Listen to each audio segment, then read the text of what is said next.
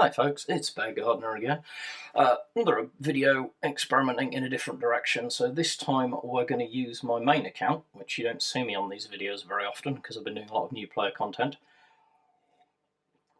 But I have noticed that different people have gone in different directions. So I figured let's look at some deck archetype breakdowns, because it might be instructive to people as they're going on. So we're going to look at tokens, which is a choice I'm making for a number of reasons. Reason number one, it's a good list if you want to build up to and go. Reason number two, it is not massively crafting heavy compared to some of the. So when I'm about to say meta list. So hey, let's explain what meta lists mean. So meta lists are lists that are played at the top end of the game, which is to say by players who are in at least the top 100. Most of the really strong meta lists are being played by players who are looking to finish in the top 32 positions and get into competitive events. Meta lists tend to have quite a lot of elites and specials in them, because obviously they're powerful cards, and see my video on expanding your collection and the difference between big kind of hit cards and force amplifiers. I'll put a link in the thing. We've got tokens as a choice because tokens doesn't run a huge amount. It is relatively meta list. I wouldn't say so. We sometimes talk in tiers. So tier 1, top tier deck, competitive, likely to be seen in qualifiers and actual competitive events. Tier 2, probably good enough to get you in there. Debatable as to whether it has enough strong matchups to actually get you to the upper end. Tier 3, it's casual deck. They'll do okay. And then I'm not going to talk about tiers 4 and 5, which is when we start going down into weird things that aren't quite there. This is probably a tier 2 deck, maybe the bottom end of tier 1, if you play it really well, in my opinion. This list is a list. There are other ones out there. I like this one. I share that like with other content creators. So let's break it down. So first of all, what are we attempting to do? The entire point of a tokens list is to leverage tokens. So let's look at reserves, because reserves explains what tokens are. Reserves adds 2 light infantry to your hand, plus 1 for each previously played reserves card. So the first reserves is worth 1. I'll get to that in a second. First of all, let's look at what a light infantry is. Light infantry is the definition of a token, which is a completely average, cheap card. In this case, it's 1 cost, 1 attack, 1 defense, no operation cost. Doesn't have blitz, doesn't have any interesting keywords. It is a completely generic card. On the face of it, not particularly powerful. Tokens decks want to use tokens and find ways to make them better, usually by buffing stats and giving them extra abilities. We'll get to that. So one of the first things we want to do is we want to create tokens. Reserves creates a lot of tokens. So if you run 4 reserves, the first card is going to get you 2 tokens. The second card is going to get you 3 tokens for a total of 5. The third card is going to get you 4 tokens for a total of 9. And the fourth card is going to get you 5 tokens for a total of 14 tokens. So these 4 cards will generate you 14 light infantry through the game, in and of themselves. 14 units from 4 cards. Value. 3.5 units per card. Anytime you play a card that gives you an extra unit or something, I'll tell you its value. So obviously we're going to go there. So this is where we start. There are other ways to generate it. We can generate it with where to start. Let's do deep operations. This is a limited card.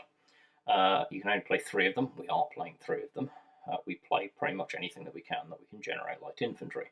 This adds 2 light infantry to your hand, but gives all such units blitz. Now, all such units in this case means all light infantry in your hand. If you have 5 light infantry in your hand, play this and add 2, you then have 7 blitz light infantry in your hand, and they keep blitz for the rest of the game.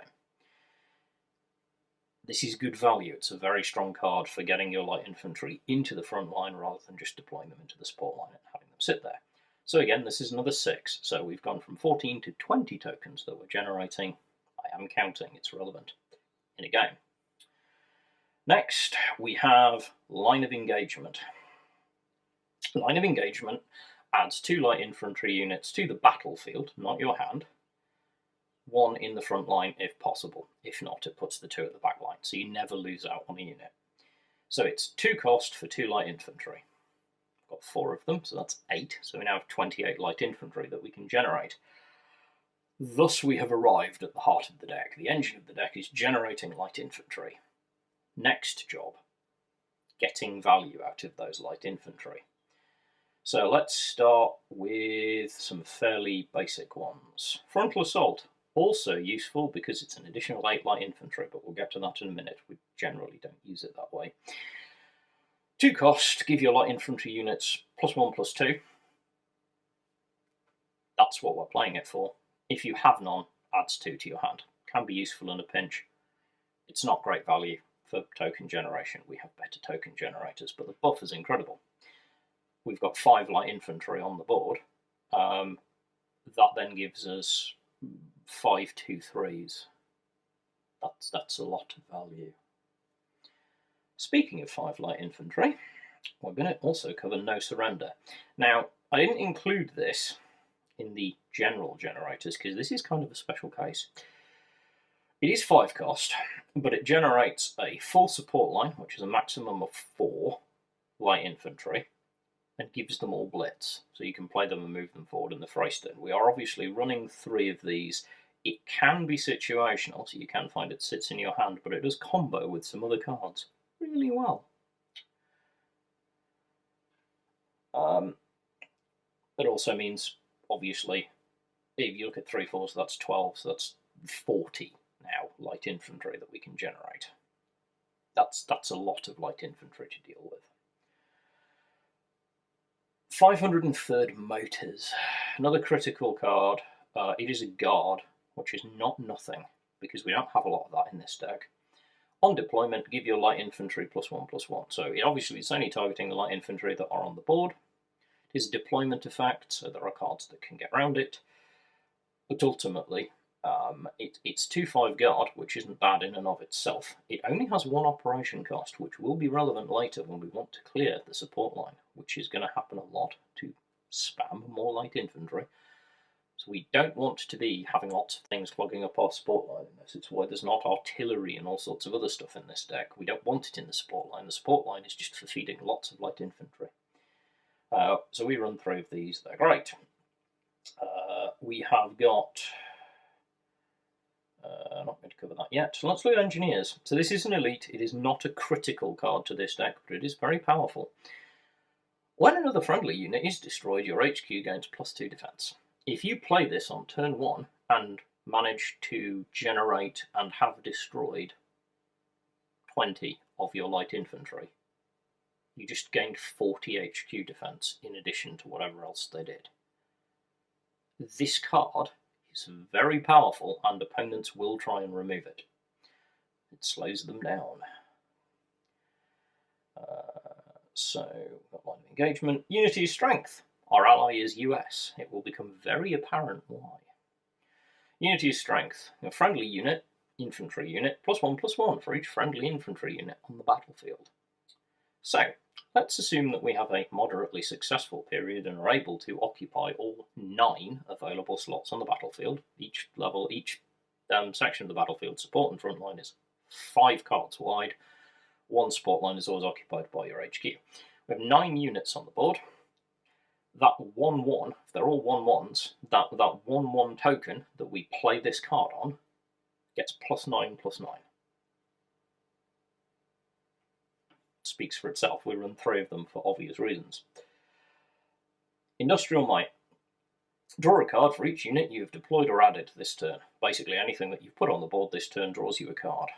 We only have 1, but it is very, very useful, because sometimes we just need to draw. Speaking of just needing to draw, 5-year plan. Now,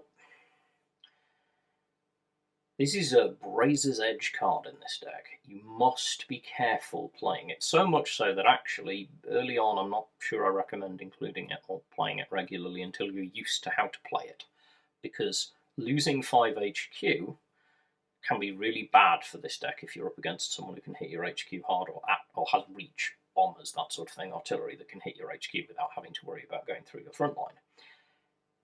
5 cards for 5 HQ damage is a decent trade if you need it.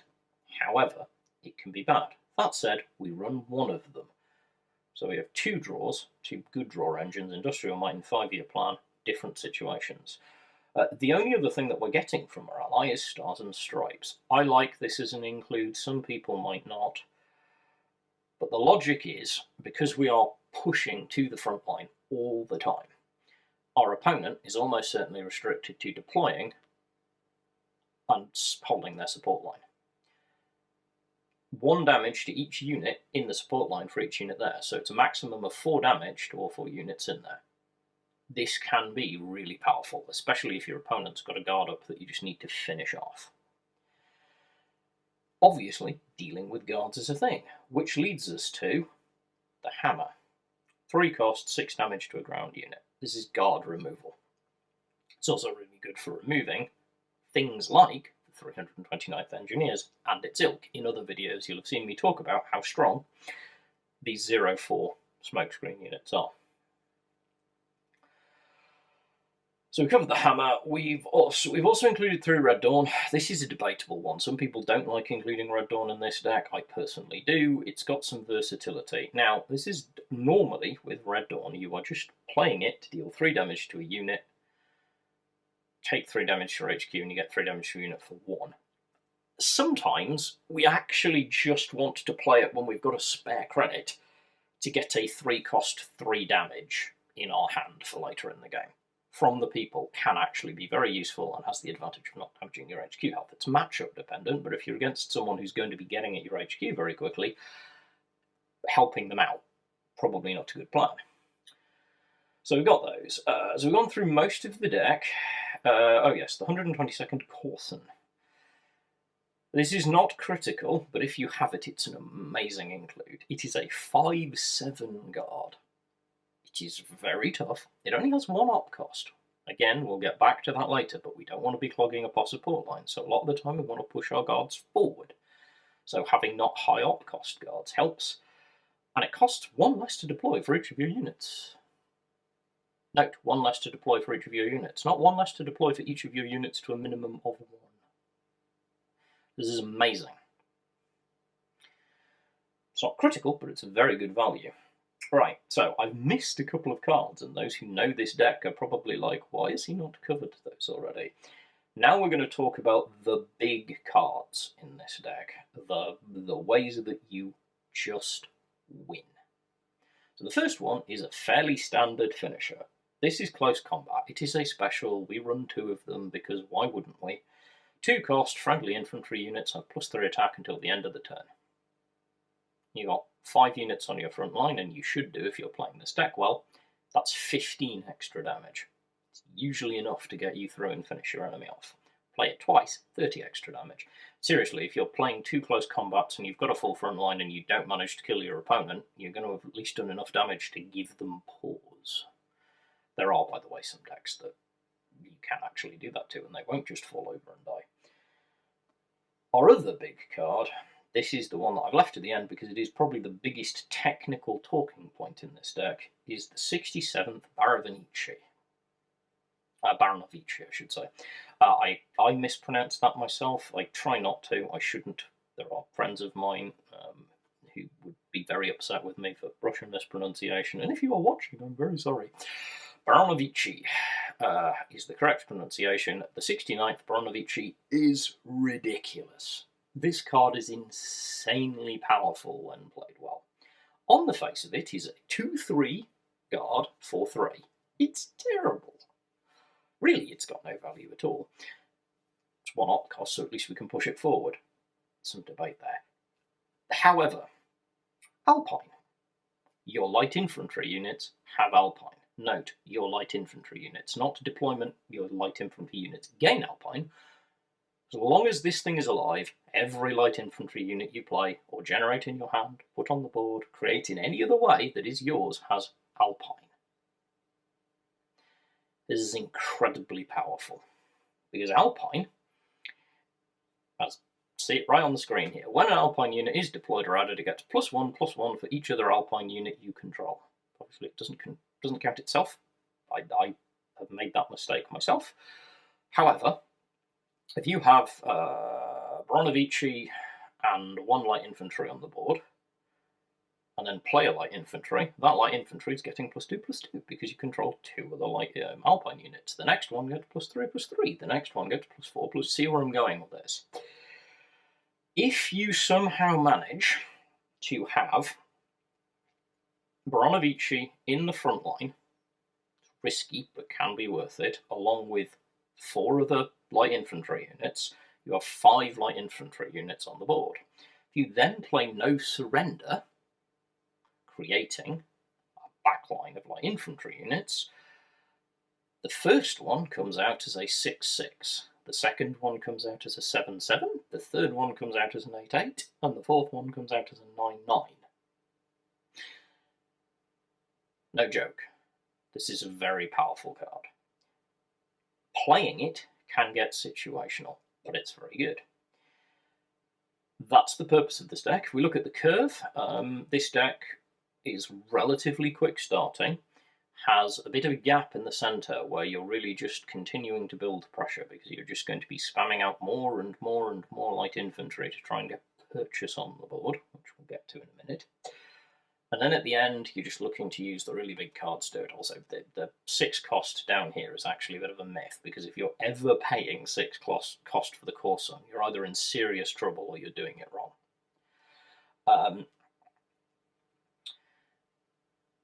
It's a good deck. It's a relatively high tempo deck.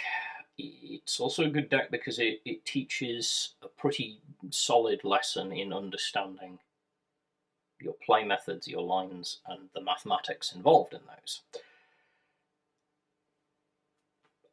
There's not a lot else to say about it beyond the fact that you need to always be aware that you need to constantly have light infantry on the board. If you lose the front line and someone's coming at you, you can get into a lot of trouble on this deck. Let's play some games, see who we pick up. I've been playing this unranked a bit. We're going to see how we go. And I'll talk you through my processes, win or lose. We'll try and get 1 or 2 games in and see where we go. With the way the meta is at the minute, I can't guarantee that we'll get a winner of this. We could just get some really bad matchups, but I'll try and talk you through that when I see them as well. Or at least you'll be able to see how the deck plays. If we don't get a win, I might actually pull up the AI to show what's going on, but I think we'll probably be fine. So this is Japan. There are various things this could be. It could be control or it could be aggro. On balance, it's probably aggro. So, Engineers Battalion's really good because we could do with HQ defense against Japan. Bloody Sickle's good because it gives removal. We don't really need the hammer. They're not going to be playing anything big that we need to kill that early. I mean, if they drop Signals Regiment, I might regret that, but it's worth the punt back. Frontal Assault, I don't want that. I do want it, but I want the ability to generate tokens more, and I got it because this is what I'm looking for. I would like to see Line of Engagement because it's good early value. So we actually have our ideal first 2 turns. Engineers on turn 1, followed by hopefully Line of Engagement on turn 2 is very strong. Now, Honourable Death being used on the Engineers doesn't worry me. As I mentioned, it's going to happen. I'll take a moment. We could talk about other things that we could do. I could put some light infantry into my hand and stuff, but as I said, what we want more than anything else is board presence, so we'll get some. Line of Engagement gets us a token on the board, a token in our support line. Our opponent is... It's interesting, so our opponent's gone the scouting strategy. We will see this. There's a lot of this around. So, first of all, we want to push up.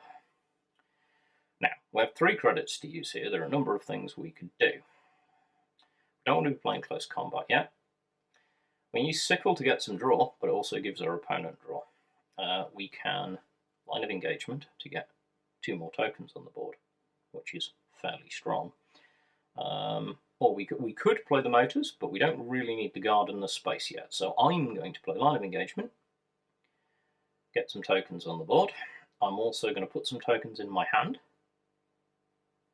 because I'm not over full on hand. I've got to be careful about generating tokens. So I now also make a note that I have played 1 Line of Engagement. You can track it however you want to do, but you should track it so that then you know, when you play your Line of Engagement, how many cards you're going to draw. So that got me 2, the next one's going to get me 3. Important for hand management. Our opponent's going to happily keep trading with these light infantry because it's drawing him cards. He's going to salvage a light infantry. Our opponent is just going to get very aggressive with us very quickly. Perfectly understandable. So we're going to push forward. I'm going to use a deep operation. So we'll swing like so. Note, all of the light infantry that we have in our hand now have blitz when deployed. So I now have 4. I've only played 2 of them. This causes our opponent to have to completely trade out, which we're kind of happy with. No, not completely. Southern plan, so they're going to try and credit slow us. So 1, 2... See if we can stymie our opponent just a little. I think we'll take some card draw. Our opponent can get overfilled on hand. We can put another one of these in place, and we can trigger. Now we're going to draw 3, which is going to take us to 7. Sorry, 8 cards, I should say. It's good. We need to not 9. 9 is the maximum number of cards you can hold. If it's going to take us over 9, we're overdrawing light infantry, and we don't want to do that. This is good, though, because we have a way of giving them blitz. Audacity for Aichi, so we lose a random light infantry. So far, so fine. Our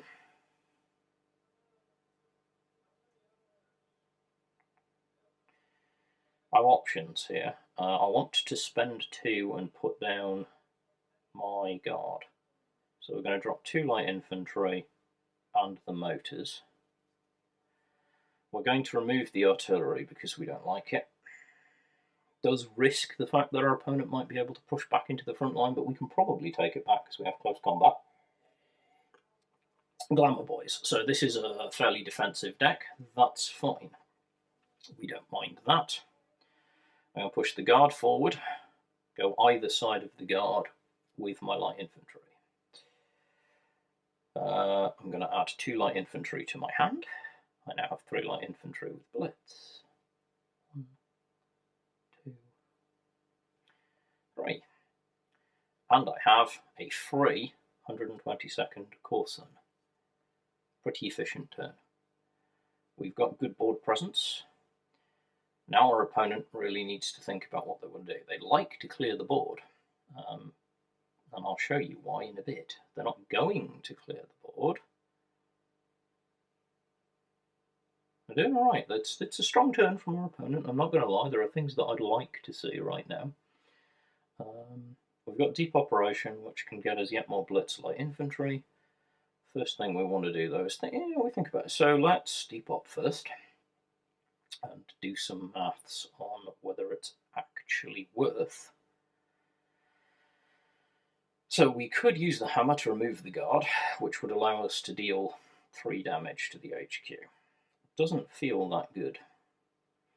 We could use close combat, kill the guard, not great. So we're actually going to remove the guard, only because we have nothing. We can spare the credits to remove the guard. The big thing here is, can our opponent...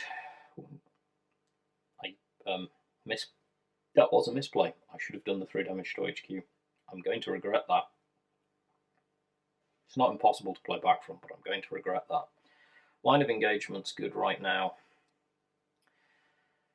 Right now, 5-year plan is good. We have enough HQ health to afford this.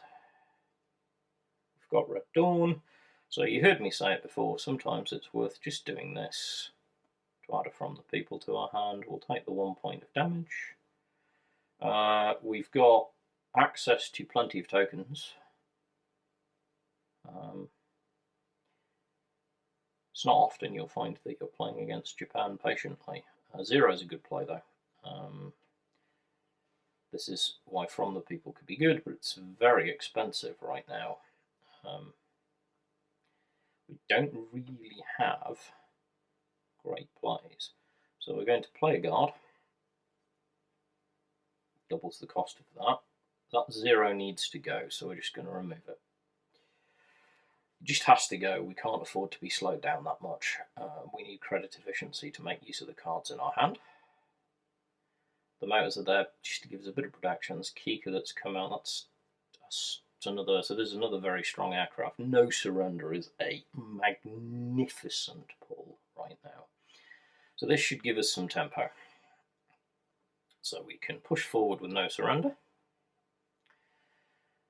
Now we can then deploy the motors and play one of these, and we can create a bunch of 3-4s in the front line.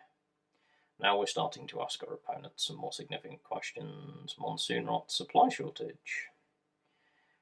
This is, by the way, a very tough matchup for this deck. This deck has a lot of board removal. We're about to see our entire board removed.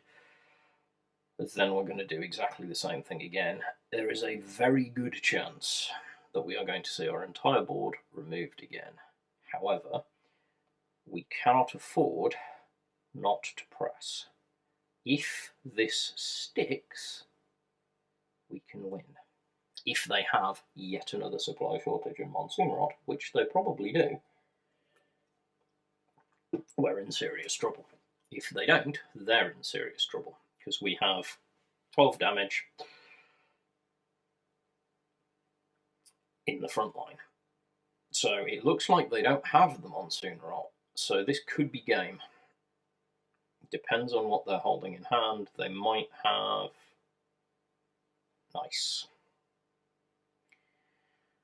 Massive salvage play, so that's probably game. Unless we get very lucky, it's game. Our opponent has Kika. There's nothing we can do about that Kika. We'll play it out for the sake of it, but our opponent wins. It's a close game. And we'll tell them how well played they had. We're done. They have straight 6 damage to HQ, and we're done. One misplay might have cost us that, although 3 points of HQ probably wouldn't have mattered. Tough matchup. We're going to get them. I'll run another one. I'm conscious of not making this video too long, but we're still under the 30-minute mark, so I'll get another game in and attempt to demonstrate the different play lines that you take with this deck. There's nothing else. We're going to try and be instructive. I'd also like to see a matchup that isn't so intensive.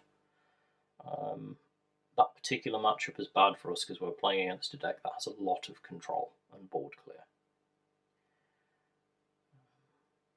We might actually tick over and end up playing the AI anyway. It's very quiet at the moment. No, there we go. It's unusual for me to take that long to actually find an opponent. So we have Field Marshal. It's another field. So we're on...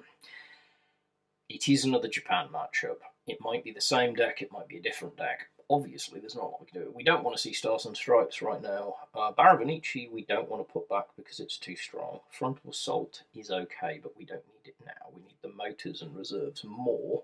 So 2 reserves, motors, Baravanichi, I can live with that. It's not perfect, but I can live with it. It gives us generation. The line of engagement is tremendous. So we'll put 2 tokens in hand, then hopefully we'll put 2 on board next turn. Now we'll find out whether this is control. We'll probably find it. So this is probably control or ramp. We'll do our thing.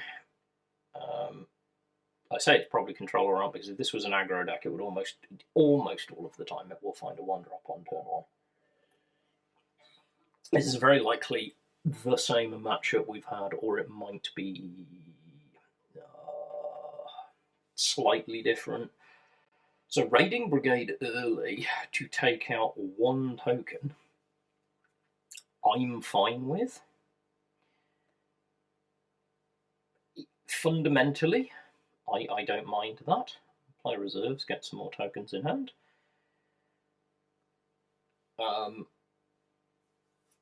This is good because we can start building, hopefully, using these 3 tokens plus 503rd, or 2 tokens as is now, plus 503rd should give us some board presence.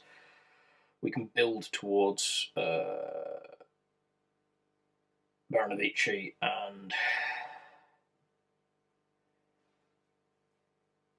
more tokens. So going forward is good.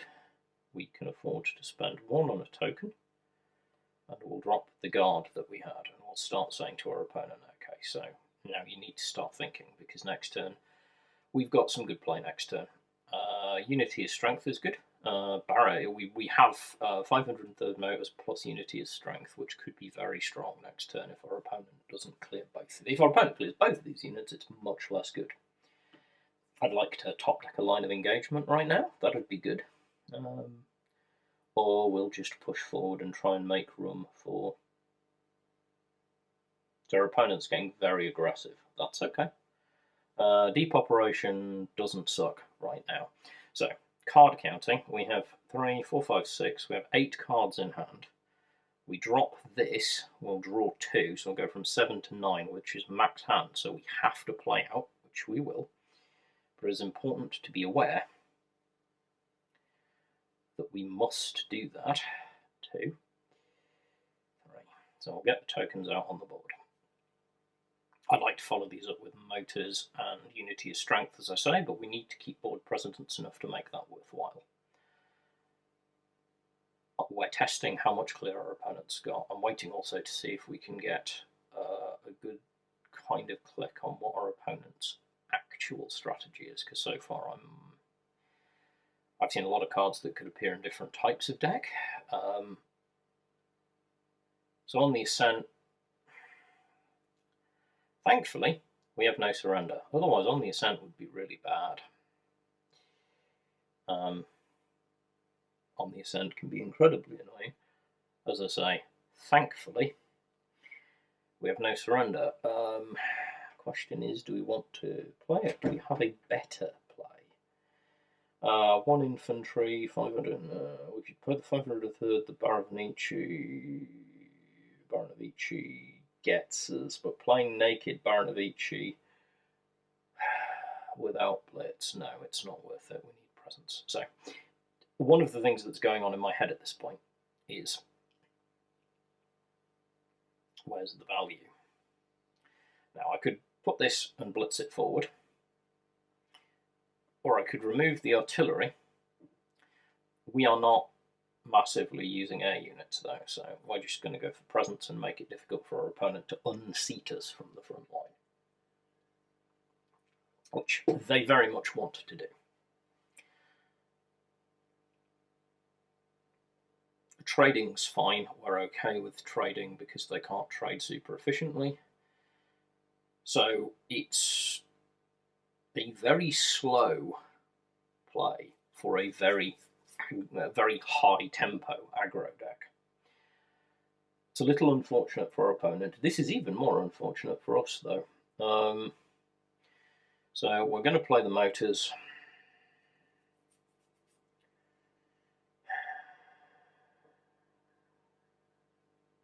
My lines aren't great here. I can play the Baronovici naked and hope that I draw some token generation, but if I don't, it's probably dead. So we're actually going to use Unity as strength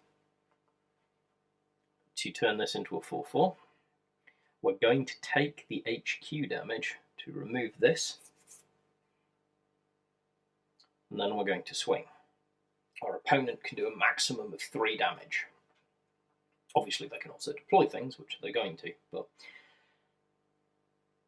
we're in a position where we can at least hold some ground. This is going to be very close. So Winter Regiment could be game, unless we find removal.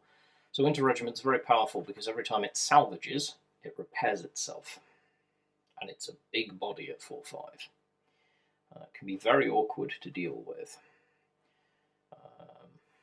Not going to lie, doesn't look great for us right now.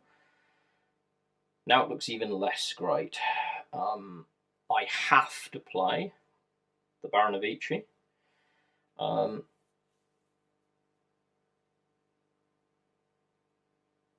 Because I need to slow my opponent down.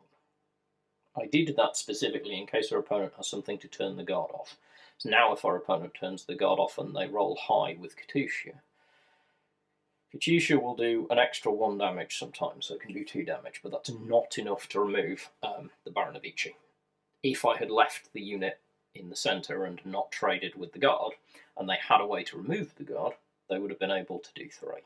We don't know if they can remove the guard or not. There are certainly tools to do so in a Finn ally deck. they're choosing to go face, which suggests they're going to drop there, which they have. Immune to damage during your turn. Not that it makes it incredibly good for guard clear. So the line of engagement is pretty good right now because we need the help. We're not getting tremendous value. Now, the next question is, if I fire the close combat, I can remove... So I am firing the close combat because it means I can remove this and remove this.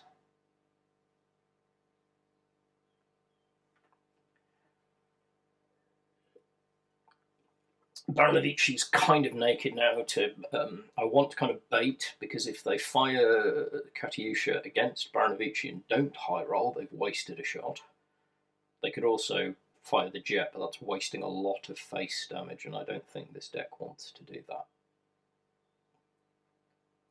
Because we are on a... If they play this right, it's game. Unless we draw an answer, because we do not have tanks or any way to quickly deal damage without top drawing. That's a misplay from our opponent. Statistically, our opponent... That's a misplay twice. Our opponent actually wants to go face there, because they could have dealt 8 damage at a minimum of 7, which is a 2-turn clock. Giving us the ability to push forward could be very, very bad. We're going to attempt to get lucky, so we're going to play this solely to draw 1 card and hope it's something like Line of Engagement, because it gives us some more big bodies. This is why this was a misplay from our opponent. We would now be dead. If we go back in the tape, if our opponent had attacked face, and if our opponent happens to watch this back, a bit of coaching advice, you need to read the maths. Again, that's a big misplay. So, you have me dead. If you know my deck, and you should, playing at a decent level, you know I don't have good answers. Now, the Hien's great, but again, that Hien needs to go for... Because, okay, so 6 plus 5 gives 11. 12 with the Catty. If the Catty rolls high, that's 13 damage and we're dead. Never, never, never do this. Never be doing this. It's a terrible idea. So we can remove... So 6 damage doesn't kill us, so we're going to remove the 5.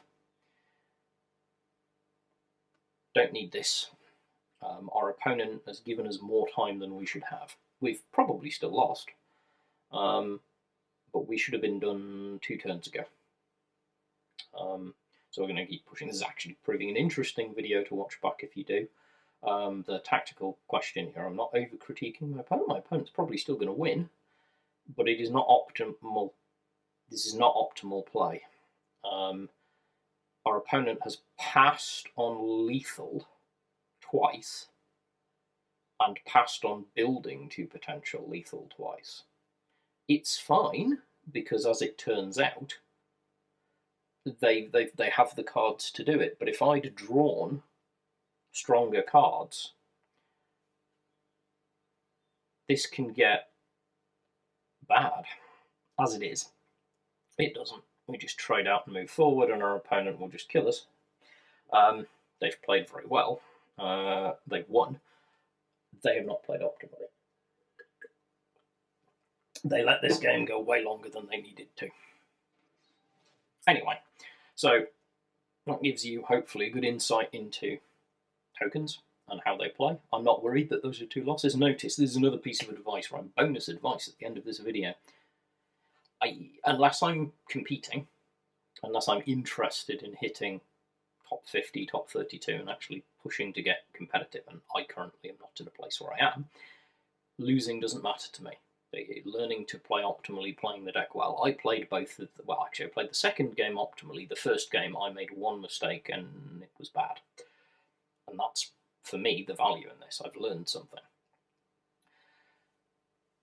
that's tokens. That's how tokens plays. I will put this deck list in the comments below. You can find it in the description. If you want to see more stuff like this, like, subscribe, leave a comment. Particularly if this sort of thing interests you, please leave a comment so that I know. There are some collaborators that I have who I might be able to work with to do more detailed tech guides, but I just want to know if that's something that people want, because I want to be producing the content that's useful. Obviously, more beginners content will be coming, but yeah, let me know. Meanwhile, stay safe, stay healthy, and above all, be good humans.